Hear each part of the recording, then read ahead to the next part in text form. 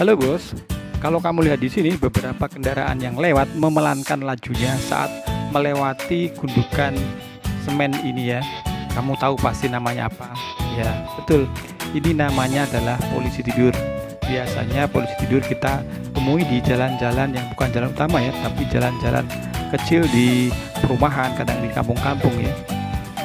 Kenapa sih jalan-jalan yang mulus, jalan yang rata, kok tiba-tiba harus diberikan polisi tidur? Jadi lagi enak-enak nyetir, lagi enak-enak mengendarai sepeda motor, harus memelankan laju untuk pelan-pelan melewati polisi tidur ini. Apa sih tujuannya? Ya, betul, supaya kita tidak melaju terlalu kencang, karena di situ banyak rintangan, mungkin banyak orang nyebrang, mungkin juga banyak anak-anak di situ. Jadi sengaja dipelankan supaya tidak nabrak. Sekali lagi ya saya sampaikan, supaya tidak nabrak, makanya lajunya dipelankan. Jadi diberi polisi tidur bukan untuk mengganggu, tetapi untuk menyelamatkan baik si pengendara yang tidak nabrak. Kalau nabrak kan jatuh juga. Begitu juga untuk yang ditabrak supaya tidak tertabrak oleh kendaraan yang lewat. Jadi tujuannya adalah untuk menyelamatkan, bukan untuk memperlambat, bukan untuk menyengsarakan orang yang lewat. Itulah tujuan utama kenapa diberikan polisi tidur di sebuah jalan. Bos, pernahkah kamu merasa sesuatu itu sedang berjalan lancar-lancarnya? Pekerjaan sedang lancar, usaha sedang lancar, kehidupan sedang lancar, tiba-tiba harus berhenti sejenak untuk memelankan laju. Tiba-tiba kamu melihat sebuah gundukan yang kamu menganggap mungkin awalnya, aduh itu ganggu aja, orang lagi enak-enak kerja, orang lagi enak-enak usaha, orang lagi enak-enak hidup, kenapa sih harus diberi perhentian seperti itu? Kenapa sih harus ada masalah seperti itu? Mungkin kamu pernah merasa demikian. Bos, mungkin itu adalah polisi tidur yang sedang disiapkan Tuhan untuk kamu, supaya kamu tidak melaju terlalu kencang, supaya kamu tidak nabrak ke depannya nanti. Contoh nyatanya adalah masa pandemi ini. Setahun yang lalu, orang khawatir ini ada pandemi, setahun ke depan bagaimana saya bisa bertahan.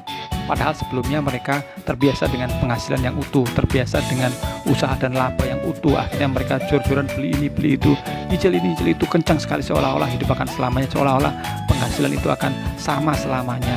Mereka lari kencang, tiba-tiba dikasih pandemi. Mereka khawatir, setahun ke depan saya makan apa ya? Setahun ke depan saya harus bagaimana ya? Tetapi coba setelah setahun berlalu, sekarang Anda bertemu, Anda masih hidup kan? Masih bisa lihat video ini kan? Berarti Anda masih hidup, ya kan? Artinya saya mempercayai bahwa pandemi ini adalah sebuah polisi tidur yang disiapkan oleh Tuhan untuk kamu melakukan pengereman, memelankan lajumu, memperbaiki struktur keuanganmu, memperbaiki struktur hidupmu, supaya kedepannya kamu tidak nabrak-nabrak karena kemarin ngaco, karena kemarin jor-joran, supaya kamu sadar bahwa tidak selamanya hal yang kamu miliki itu adalah bertahan dengan stabil sesuai yang kamu mau. Ada kalanya pandemi, ada kalanya ada kendala. Jadi Tuhan menyiapkan polisi tidur untuk kamu berhenti sejenak, untuk mempelajari segala sesuatunya supaya ke depan kamu tidak nabrak. Itu tujuannya ya. Jadi jika kamu menemui polisi tidur dalam hidupmu, jangan khawatir, jangan sedih. Itu adalah cara Tuhan untuk membuat kamu pelan supaya kamu tidak nabrak. Ingat, supaya kamu tidak nabrak. Bos, belajar dari polisi tidur ini, jangan pernah menganggap masalah itu adalah hambatan di dalam kehidupanmu, tapi anggaplah sebagai penyelamat hidupmu. Sekali lagi, anggaplah masalah itu sebagai penyelamat hidupmu, anggaplah sebagai polisi tidur. Meskipun kamu harus pelan sebentar, meskipun agak nanjak sebentar, meskipun agak nggak enak sebentar, tapi itu menyelamatkanmu. Sekali lagi, itu menyelamatkanmu. Oke bos, oke.